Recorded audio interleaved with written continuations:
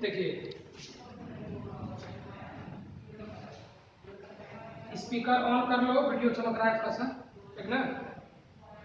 Headphone हटा दीजिए, आप लोग सब स्पीकर ऑन कर लीजिए, बिजली ज्यादा चमक रहा है, प्रॉब्लम हो सकता है।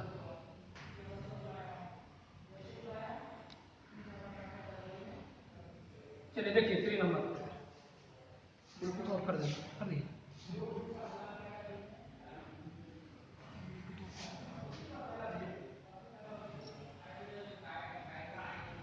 चलिए आवाज क्लियर नहीं होगा तो बोलना, हेडफोन यूज करना कम कर दो, हटा दो, बिजली जब भी चमके हेडफोन नहीं यूज करना। देखिए क्या करें, a train covered a certain distance at a uniform speed. कहता है एक ट्रेन है जो किसी फिक्स डिस्टेंस को यूनिफॉर्म स्पीड से ट्रेवल कर रहा है। मान लीजिए कि डिस्टेंस कितना है, x है, फिक्स डिस्टेंस है, और इसका स्पीड यूनिफॉर्म है। यूनिफॉर्म स्पीड का मतलब होता है जब स्पीड नहीं बदल रहा हो, हम स्पीड क्या मान लेते हैं, y।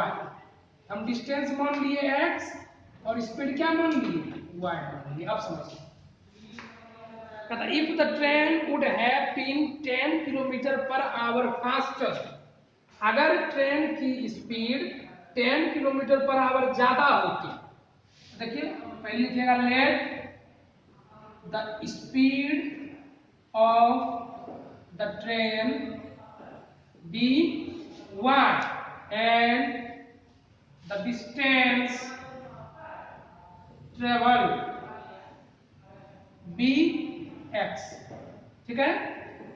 स्पीड y है और डिस्टेंस ट्रेवल्ड x है। तो क्वेश्चन के हिसाब से क्या कर रहा है, देखिए अगर speed 10 kilometre per hour faster रहता तो उसको जाने में समय जो है वो क्या लगता है, 2 घंटा कम लगता, ठीक है, जितना टाइम लगना चाहिए। एंड इसी में जोड़ दीजिए तो, and the time taken to cover the distance be T. मान लीजिए कि x डिस्टेंस है, y के स्पीड से चल रहा है, तो कुछ ना कुछ टाइम लगेगा इसको जाने में, तो t टाइम लगेगा। तो जरा गौर कीजिए, तो क्वेश्चन के हिसाब से क्या कह रहा है कि अगर वो उसकी स्पीड कितनी ज्यादा होती, कहता अगर उसकी स्पीड 10 किलोमीटर पर आवर ज्यादा होती तो हम लोग बोलेंगे न्यू स्पीड। तो पहले था y, अब 10 ज्यादा होगा, तो कहता है उसको टाइम जो लगता न्यू टाइम, कहता ये जो नया टाइम होता वो पुराने टाइम से 2 घंटा कम लगता। स्पीड ज्यादा होगा तो टाइम कम लगेगा, हम लोग जानते हैं। तो मान लीजिए स्पीड नया अब क्या हो गया, y+10, तो न्यू टाइम क्या होगा, t-2। लेकिन एक चीज आप बताइए, चाहे वो किसी भी स्पीड से जाए, कितना भी टाइम लगे, क्या ये डिस्टेंस कभी बदलेगा, नहीं बदलेगा। तो जो चीज फिक्स रहता है उसी के टर्म में क्या करते हैं, हम लोग इक्वेशन को लिखते हैं। तो यहां से हम लोगों को एक इक्वेशन आएगा, क्या इक्वेशन आएगा बताइए तो,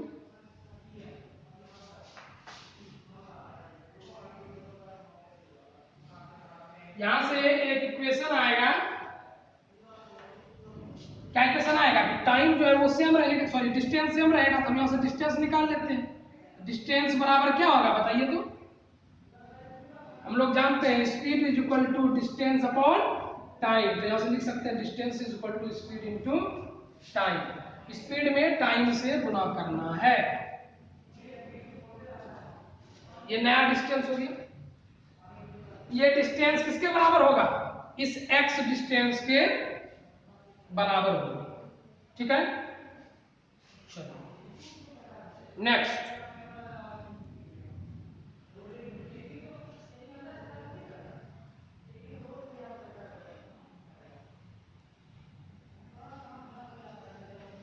ये मेरा एक चीज हो गया। चलिए दूसरा फिर करा है, आगे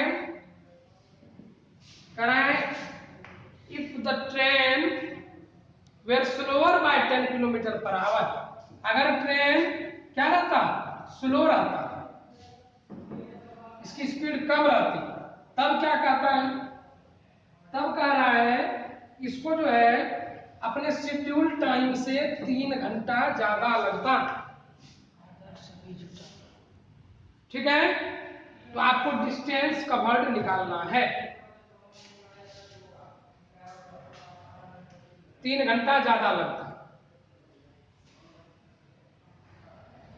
दिस इंप्लाइज, यहां से डिस्टेंस क्या आएगा,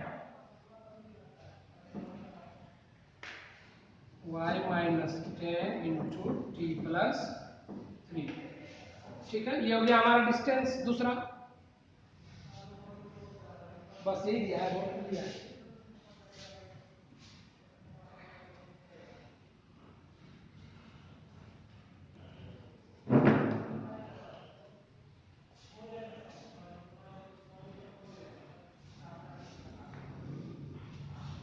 चलिए ठीक है, कोई दिक्कत नहीं।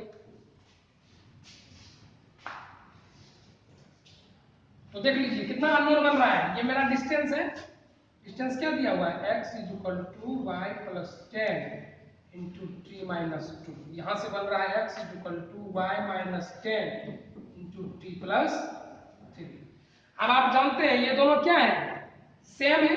अगर LHS सेम है तो RHS भी क्या होगा, सेम होगा। y plus 10 into T minus 2, this is equal to y minus 10 into T plus 3। ठीक है, और नेक्स्ट एक चीज और देखिए, क्या देखना है कि अगर ये हम स्पीड लें, ये इक्वेशन लें, यहां से मेरा क्या बन जा रहा है बताइए तो, distance, distance is equal to speed into time. Distance कितना है, x है, x बराबर क्या आ जाएगा, y इंटू टी। ये तीसरा इक्वेशन है मेरे पास, x is equal to Y into T. तो देखिए 3 अननोन 3 इक्वेशन, आप बिल्कुल रिलेट कर सकते हैं, कहीं कोई दिक्कत नहीं होगा आप लोगों को। ठीक है, एक इक्वेशन जैसे यहां से निकला, ठीक है, इसको आप सॉल्व कीजिए, कितना हो जाएगा, Y T plus 10t minus 2y minus 20 is equal to Y T minus 10t plus 3y minus 30। देखिए यहां से एक इक्वेशन आएगा, yt से yt कैंसिल, 10t है इक्वल टू के इधर है, इसको हम थोड़ा सा करके कॉम्प्लेक्स हो जाएगा, स्क्रीनशॉट ले लो पहले इधर, स्क्रीनशॉट लीजिए। देखिए 3 अननोन यहां हो रहा है, स्पीड, टाइम और डिस्टेंस। तो 3 अननोन है, तो हमको कम से कम कितना इक्वेशन चाहिए, 3 इक्वेशन चाहिए। तो पहला इक्वेशन तो हम यहीं से बना लिए, speed is equal to distance into time. दूसरा इक्वेशन हम यहां से बनाए, तीसरा इक्वेशन हम यहां से बनाए, और अब इन तीनों इक्वेशन की मदद से तीनों अननोन को सॉल्व करेंगे। देखिए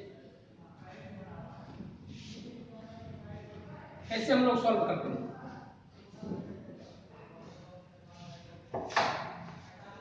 तो जब हम इक्वेशन 2 और इक्वेशन 3 को इक्वेट कर रहे हैं, क्योंकि दोनों का देखिए LHS सेम है, तो नया इक्वेशन क्या बन रहा है, देखिए y plus 10 into T minus 2, this is equal to y minus 10 into T plus 3।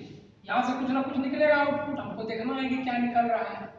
हम यहां से कर दिए yt minus 10t plus 3y minus 30, yt cancel. देखिए अब माइनस 10t इधर आ गया तो 20, माइनस 2y इसको इधर ले आइए, माइनस 3y तो minus 5y is equal to minus 20 को उधर ले जाइए, प्लस 20 माइनस 30 है तो माइनस 10। 5 देखिए इसमें से कॉमन आएगा, इधर से 5 कॉमन ले लीजिए, उसको इधर डिवाइड कर दीजिए, यहाँ बचेगा 4t minus y is equal to minus 2। ये मेरा हो गया नया इक्वेशन।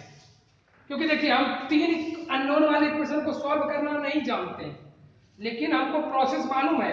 अगर 3 अननोन हो, एक को अगर हटा दीजिएगा तो 2 अननोन बन जाता है। तो एक इक्वेशन देखिए 2 अननोन वाला यहाँ चला आया t और y में, ठीक है। एक इक्वेशन हम और ले आते हैं, क्या करते हैं, एक इक्वेशन और ले आते हैं। और कैसे ला सकते हैं, बिल्कुल ला सकते हैं। अभी हमने किसको किसको इक्वेट किया है, 2 और 3 को। अब हम इक्वेट कर रहे हैं 1 को और 2, ठीक है, 1 और 2 को इक्वेट कर रहे हैं। चलिए 1 में इक्वेशन मेरा क्या था, याद कीजिए, x is equal to Y into T, यही था। तो 1 यहाँ है, इक्वेशन 2 यहाँ है, दोनों को इक्वेट करना है। तो LHS बराबर है, तो RHS भी क्या होगा, बराबर होगा। तो y into T is equal to y plus 10 into T minus 2। इसको बना लीजिए, इक्वेशन सॉल्व कीजिए। yt plus 10t minus 2y minus 20। yt से yt कैंसिल, ठीक है। देखिए हम कैसे 3 अननोन से 2 अननोन वाला इक्वेशन बनाते हैं। एकदम सिंपल तरीका है कि अगर अननोन बढ़ता चला जाए, का उस दिन भी हम आपको बताए थे 4 अननोन वाले में, हम कोशिश करते हैं कि अननोन को कम कर दें।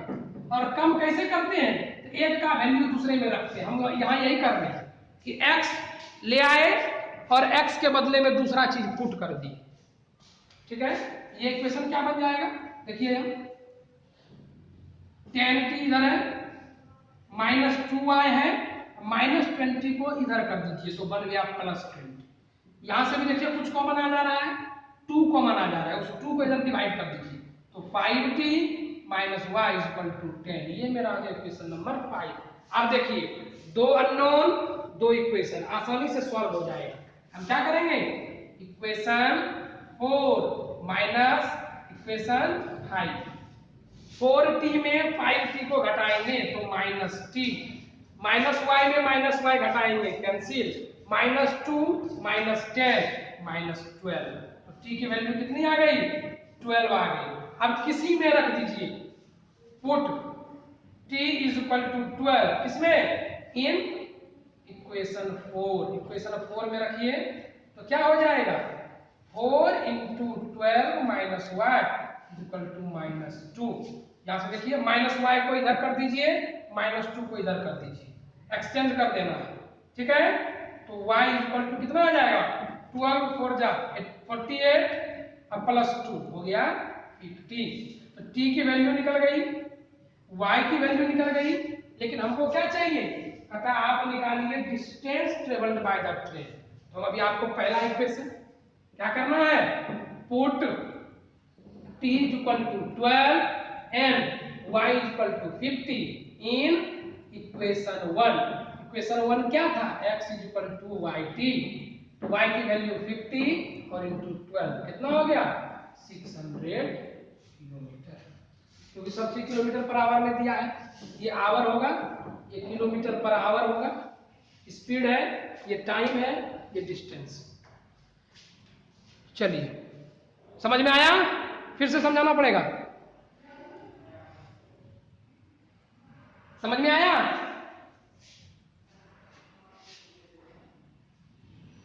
ऑडियो ऑन करो ना रे। हाँ भैया। किसी को कोई दिक्कत, नो भैया। सवाल, नो भैया। चलिए याद रखना है, कितना भी अननोन हो परेशान नहीं होना है। आप एक ही चीज याद रखिए, हमको यही आता है 2 अननोन 2 इक्वेशन। हम हमेशा कोशिश करेंगे कि 2 अननोन और 2 इक्वेशन बने, और उसके लिए क्या करना होगा, अगर 2 से ज्यादा है तो उसको रिमूव करना होगा। किसी भी एक को रिमूव कीजिए, कैसे रिमूव कीजिएगा, उसको LHS में छोड़ दीजिए, बाकी सबको RHS में ले जाइए, अब बस अपने आप दोनों रिमूव हो जाएगा, LHS बराबर हो जाएगा। चलिए स्क्रीनशॉट ले लीजिए, नेक्स्ट क्वेश्चन पर बढ़िए।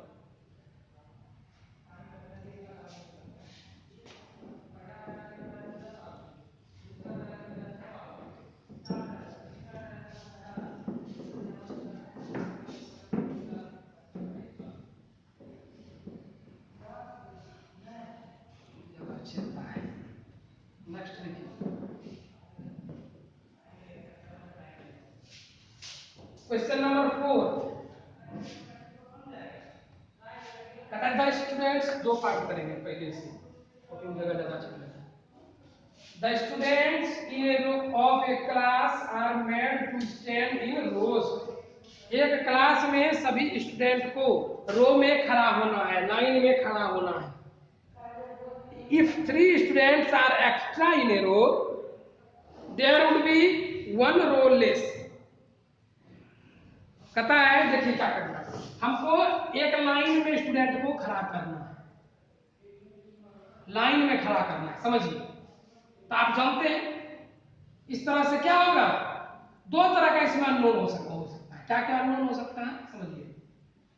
पहला तो कितना रोज आप बना रहे हैं, number of rose, number of रोज ये अननोन है, इसको हम एक्स मान देते हैं। दूसरा अननोन क्या होगा कि एक रो में कितने स्टूडेंट को आप खड़ा कर रहे हैं, number of student in each row, एक रो में कितना स्टूडेंट खड़ा कर रहा है हम मान लेते हैं हुआ। देखिए दो अननोन हो गया, आप जानते हैं जब भी स्टूडेंट को आप खड़ा करते हैं दो चीज होता है, लाइन बनाओ तो क्या होता है, सबसे पहला कि सर कितना लाइन बनाए, दूसरा सर एक लाइन में कितना स्टूडेंट रहेगा, तो नंबर ऑफ रोज और एक रो में कितना स्टूडेंट, ये दो तरह का अननोन होगा।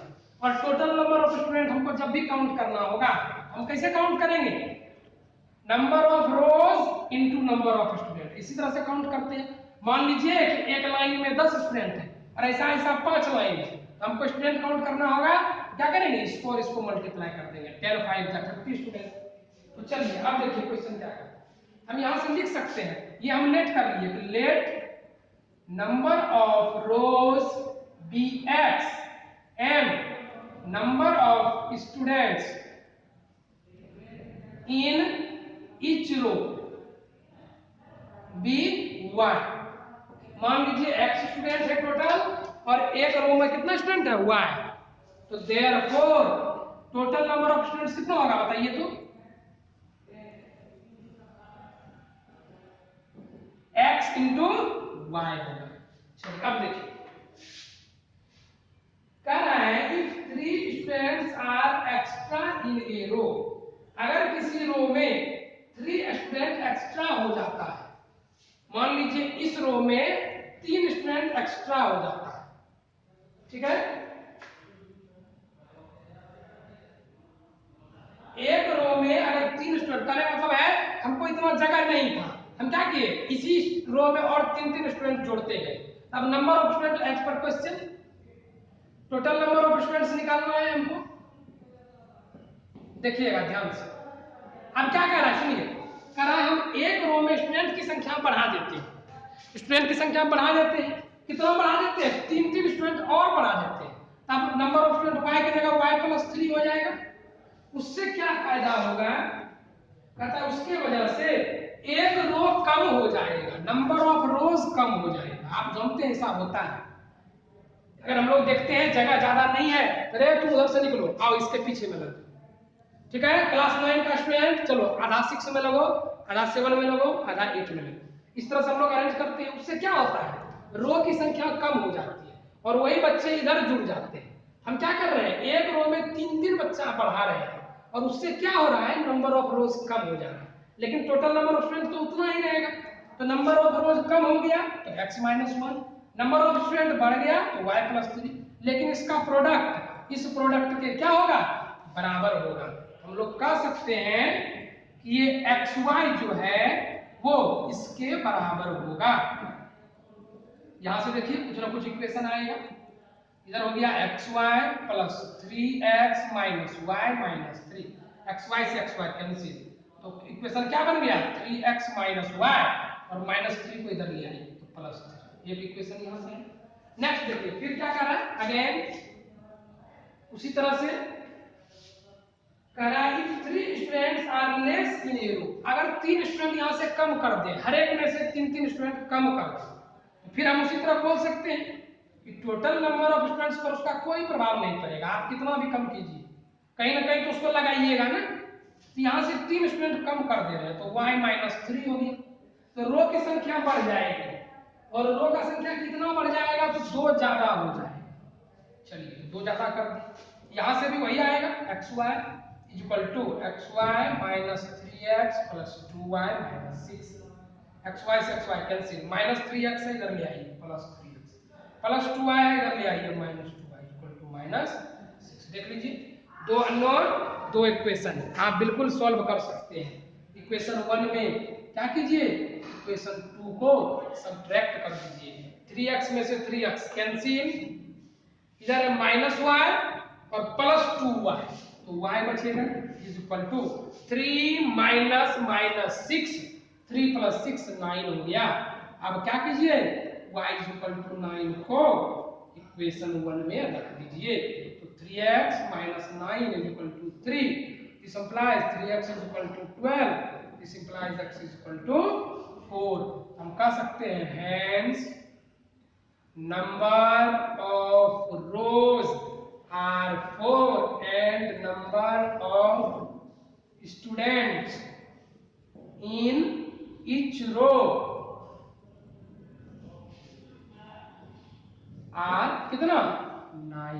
आप चेक भी कर सकते हैं अगर आप इसको चाहिएगा, आप चेक कर सकते हैं। 9 4 जा टोटल 36 स्टूडेंट है। अगर 3 कम कीजिएगा तो एक लाइन में कितना बचेगा 6 बचेगा, ठीक है। 3 कम करने से रो की संख्या 2 बढ़ जाती है, तो इसको 3 कम कर दीजिए, इसको 2 बढ़ा दीजिए। तो 9 में 3 कम हो गया 6, 4 में 2 ज्यादा हो गया 6, 6 6 जा 36। उसी तरह रो में 3 ज्यादा कर दीजिए और इसमें कम कर दीजिए 1, ठीक है। तो इसमें 3 ज्यादा करना है तो 9 3 12 और इसको 1 कम करना है 3, 12 3 जा 36। तो इस तरह से आप इसको कंप्लीट कर सकते हैं, कहीं कोई दिक्कत नहीं है। स्क्रीनशॉट ले लीजिए। नेक्स्ट क्वेश्चन फिर हम स्टार्ट करते हैं।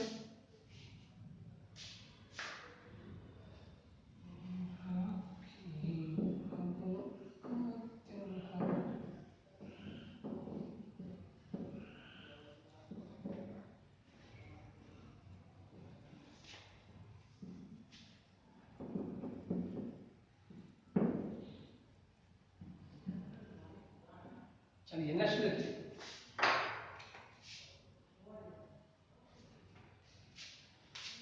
इन ए ट्रायंगल ABC, एक ट्रायंगल है ABC, हम पिक्चर बना रहे हैं।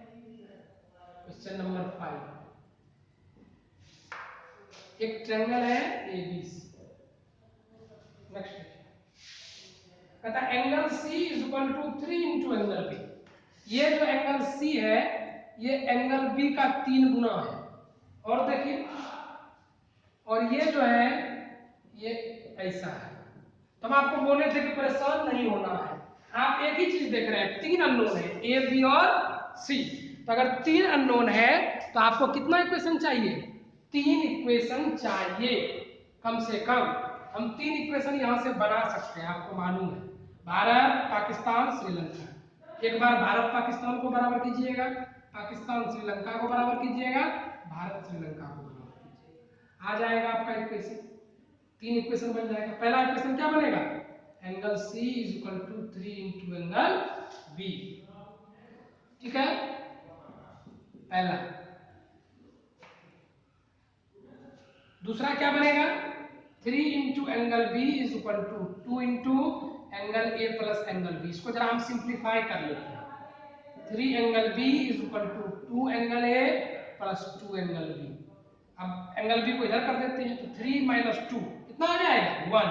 तो angle B is equal to 2 into angle A, ये मेरा हो गया दूसरा इक्वेशन, ठीक है। और तीसरा इक्वेशन क्या बनेगा, इसको इसके इक्वेट कीजिए, angle C is equal to 2 into angle A plus angle B, ये मेरा हो गया तीसरा। अब देखिए 3 अननोन 3 इक्वेशन आप बिल्कुल रख सकते हैं। कैसे रख सकते हैं ध्यान दीजिए, एंगल C की जगह पर क्या रख दीजिएगा, इसी में रखते हैं। एंगल C की जगह पर हम रख सकते हैं 3 into angle B is equal to 2 into, इसको तोड़ देते हैं, इसको तोड़ देते हैं 2 angle A plus 2 angle B। यहाँ देखिए 3 angle B is equal to, यहाँ देखिए 2 एंगल A, 2 एंगल A की जगह पर क्या रख सकते हैं 3 एंगल B, तो वही आ जाएगा ना। चलिए ठीक है, इक्वेशन को इक्वेट करना है, एंगल C में नहीं रख सकते हैं। अच्छा एक इक्वेशन और बना सकते हैं, ठीक ठीक ठीक। चलिए अब देखिए, क्योंकि हमको सिर्फ अननोन ही नहीं चाहिए, कुछ नॉन क्वांटिटी भी चाहिए ना। एक इक्वेशन हम और जानते हैं इस ट्रायंगल के बारे में, अगर गौर से देखिए क्या जानते हैं बताइए। हम लोग जानते हैं कि since ABC is a triangle, ABC क्या है एक ट्रायंगल है, तो हम यहां से कह सकते हैं, क्या कह सकते हैं angle A plus angle B plus angle C equal to 180 degree. कहां से? Angle sum property, angle sum property of triangle. Angle A plus angle B plus angle C ये कितना होगा? 180 डिग्री होगा। आप क्या करेंगे? एक ही अननोन के टर्म में बाकी सबको रिप्रेजेंट करेंगे। ठीक है, सारे को एक ही अननोन के टर्म में रिप्रेजेंट करना है, तब जाके आपका बन जाएगा। क्यों? क्योंकि हमको एक ही इक्वेशन बचा है, एक इक्वेशन बचा है तो एक ही अननोन होना चाहिए। हम कर सकते हैं, कोई बात नहीं। जैसे किसके टर्म में करना है? मान लीजिए बी के टर्म में कीजिए। क्यों बी के टर्म में करेंगे? क्योंकि देखिए सी भी बी से रिलेटेड है और ए भी बी से रिलेटेड है, ये दोनों एक दूसरे से रिलेटेड है। जो चीज कॉमन रहता है उसी के टर्म में बाकी सबको रिप्रेजेंट करते हैं। ठीक है, तो एंगल ए के जगह पर आप क्या लिख सकते हैं बताइए तो? एंगल b/2 लिख सकते हैं। एंगल ए की जगह हम लिख दिए angle b/2 plus angle B तो पहले से है। अब एंगल सी की जगह पर क्या लिख सकते हैं? 3 into angle B, this is equal to 180 degree. ये कहां से हुआ? तो from equation 1 and equation 2। Equation 1 और इक्वेशन 2 से हम वैल्यू रखे हैं किसका किसका? ए का और सी का। ए के जगह पर क्या रख दिए? 2 को उधर डिवाइड कर दिए, एंगल b/2, और सी के जगह पर क्या रख दिए? 3 इंटू एंगल बी। देखिए अब सब बी के टर्म में आ गए। अब इसको जोड़ सकते हैं, 3 1 4 और हाफ, तो 9/2। ठीक है, देखिएगा 3 आगे पूछ रही है तो 1, 3 1 4 और यहाँ 1/2, 4 और आधा कितना हो गया? 4.5। 9/2 into angle B is equal to 180 degree. यहाँ से एंगल बी की वैल्यू कितनी हो जाएगी? 180 डिग्री इंटू 2/9, मतलब कि 40 डिग्री। और जैसे ही एंगल बी आ गया तो आपका सारा एंगल अब निकल सकता है। पुट कर दीजिए angle B is equal to 40 degree in equation 1, तो एंगल सी की वैल्यू कितनी आ जाएगी? 3 इंटू 40 डिग्री 120 डिग्री। सिमिलरली उसी तरह से put angle B is equal to 40 degree in equation 2, तो 40 degree is equal to 2 into angle A. यहां से आप बोल सकते हैं angle A is equal to 20 degree. Hence angle A is equal to 20 degree. सीधे लिख सकते हैं hence the angles of triangle are 20 degree, 140 degree order में लिखते हैं, एंड 120। ये आपका आंसर हो गया। ठीक है, तो आपको कहीं कोई दिक्कत नहीं होगा, जितना अननोन उतना इक्वेशन चाहिए।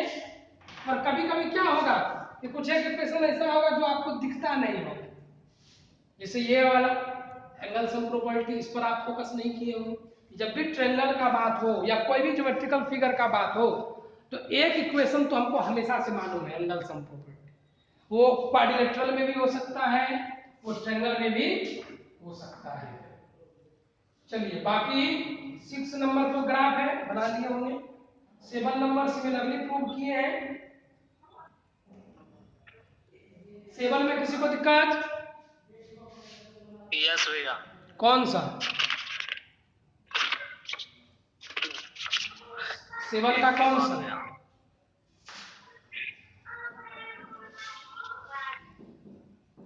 बताइए।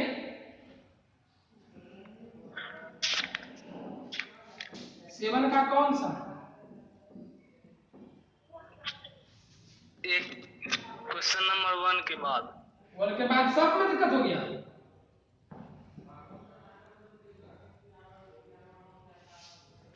सवाल यस भैया। 7 नंबर बना है? यस भैया। अच्छा सब बन गया। यस भैया। चलिए ठीक है, तो आप जरा शुभम को डिस्कस कर दीजिएगा, एक बार आप भेज दीजिएगा कॉपी, देख लेगा, समझ में नहीं आएगा तो हम नेक्स्ट क्लास में डिस्कस करेंगे। ठीक है, ठीक भैया। चलिए 8 नंबर बताओ। 8 में किसी को दिक्कत? क्वेश्चन नंबर 8 साइक्लिक क्वाड्रिलेटरल है, उसका कंसेप्ट लगाना है, लग जाएगा ना। 2 अननोन है x और y, 2 इक्वेशन चाहिए, तो आप जानते हैं, दो इक्वेशन दिया नहीं है पर आप इक्वेशन जानते हैं, हम लोग पढ़े थ्योरम ये पढ़ चुके हैं।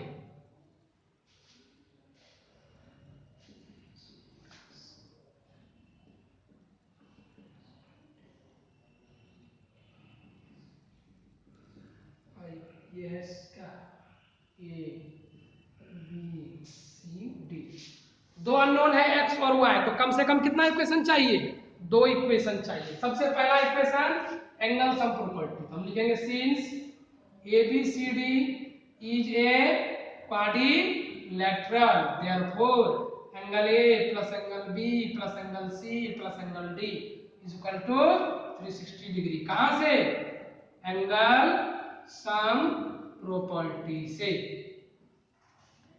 अब जोड़िए जरा सब चारों को, 4y प्लस 20, b कितना है 3y माइनस 5, c कितना है माइनस 4x और d कितना है माइनस 7x प्लस 5। इसका जोड़ होता है 360। 4y 3y कितना हो गया 7y, पहले x वाले को लिख लेते हैं, माइनस 4x माइनस 7x तो minus 11x plus 7y।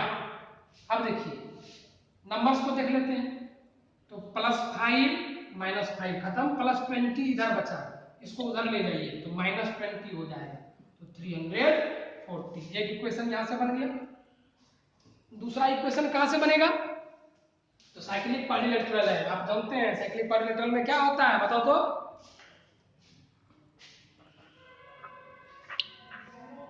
Opposite angle का सम 180 डिग्री। हाँ सही बात, अपोजिट एंगल्स का सम क्या होता है। फिर हम लिखेंगे since A B C D is a cyclic quadrilateral therefore हम कह सकते हैं कि angle A plus angle C 180 degree होगा, और दूसरा बात angle B angle B plus angle D ये भी 180 डिग्री होगा। इसका कहने का मतलब क्या हुआ, इसको इससे जोड़ना है, तो minus 4x plus 4y plus 20 equal to 180 degree. इसको और सिंप्लीफाई करते हैं, माइनस 4x प्लस 4y और प्लस 20 को उधर कर दीजिए, तो माइनस 20 और भी सिंप्लीफाई होगा। देखिए 4 कम हो जाएगा, इधर से 4 कॉमन ले लीजिए, उस 4 को उधर डिवाइड कर दीजिए, तो minus x plus y equal to 40 degree. ये मेरा हो गया इक्वेशन नंबर 2। उसी तरह सिमिलरली ज्यादा लिखने की जरूरत नहीं है, इस दोनों को जोड़ दीजिए तो कितना होगा minus 7x plus 3y minus 5 plus 5 cancel is equal to कितना 180 डिग्री। तो एक यहाँ हो गई, तो देखिए इस इक्वेशन की तो कोई जरूरत ही नहीं पड़ी, इसी दो इक्वेशन से आप निकाल सकते हैं। ठीक है, इक्वेशन नंबर 2 और इक्वेशन नंबर 3 कैसे निकालिएगा, तो इक्वेशन 2 में 3 से गुणा कीजिए, 3y हो जाएगा 3y, अब फिर इक्वेशन 2 को घटा दीजिए, सॉरी इक्वेशन 3 हो गया, इक्वेशन 3 को घटा दीजिए। समझिए इसमें 3 से गुणा करना है तो माइनस 3x, और इसमें कुछ भी गुणा नहीं करना है, सिर्फ घटाना है, तो माइनस प्लस 7x तो बच गया 4x। 3 से गुणा कीजिए 3y, उसमें 3y घटाना है तो कैंसिल। 3 से गुणा कीजिए 120 और उसमें से 180 घटाना है तो माइनस 60। x की वैल्यू कितनी हो गई बताइए, x की वैल्यू माइनस ऑफ 15 डिग्री। और दूसरा put x is equal to minus 15 degree, किसमें किसी भी एक में रख दीजिए, इसी में रखिए, इक्वेशन 2 आसान है, जो इजी होता है हम लोग उसमें रखते हैं, हमेशा ध्यान रखिएगा। तो minus of minus 15 degree plus y equal to 40 degree, तो यहाँ से आ गया plus 15 degree plus y equal to 40 degree, तो y की वैल्यू कितनी हो गई 25 डिग्री। अब इसको भ्रम में नहीं रहना है कि भैया एंगल निगेटिव कैसे होगा, ये हमारा एंगल नहीं निकला है, ये हमारा x और y का वैल्यू निकला है। अगर आपको एंगल निकालना है सब जगह पर रखना होगा, और x के जगह पर अगर माइनस रखिएगा ना तो देखिए अपने आप प्लस बन जाएगा। हम सबका वैल्यू यही निकाल लेते हैं, देखिए माइनस 7 इंटू माइनस 15 प्लस 5 कितना हो गया माइनस माइनस प्लस 15 7 जा 105 तो 110 डिग्री। इसमें भी रखिए तो माइनस 4 इंटू माइनस 15 कितना हो गया 60 डिग्री। इधर रखिए y की जगह पर 4 इंटू वाई कितना आया 25 degree plus 20 is equal to 120 degree. हम सबको घेर दे रहे हैं एंगल्स। और इधर रखिए 3 into 25 degree minus 5 that is equal to 70 degree. अब चारों एंगल एक बार चेक कर सकते हैं जोड़ के। 70 में 60 जोड़ा 130, इधर 120 जोड़ा 250, 110 जोड़ा 360 डिग्री। कंप्लीट हो गया। एंगल सम प्रॉपर्टी सही है। अब देख लेते हैं अपोजिट का सम 180 होता है कि नहीं। 110 और 70 180 हो गया। इधर भी देखिए 120 और 60 180 हो गया। तो हमारा आंसर सही है क्योंकि दोनों कंडीशन को सेटिस्फाई कर रहा है। तो क्वेश्चन ज्यादा टफ नहीं होता है इसमें वेरिएबल्स में न्यूमेरिकल। ठीक है, बस आपको ध्यान में रखना होगा कि क्या दिया है और कैसे हम इक्वेशन जनरेट करें।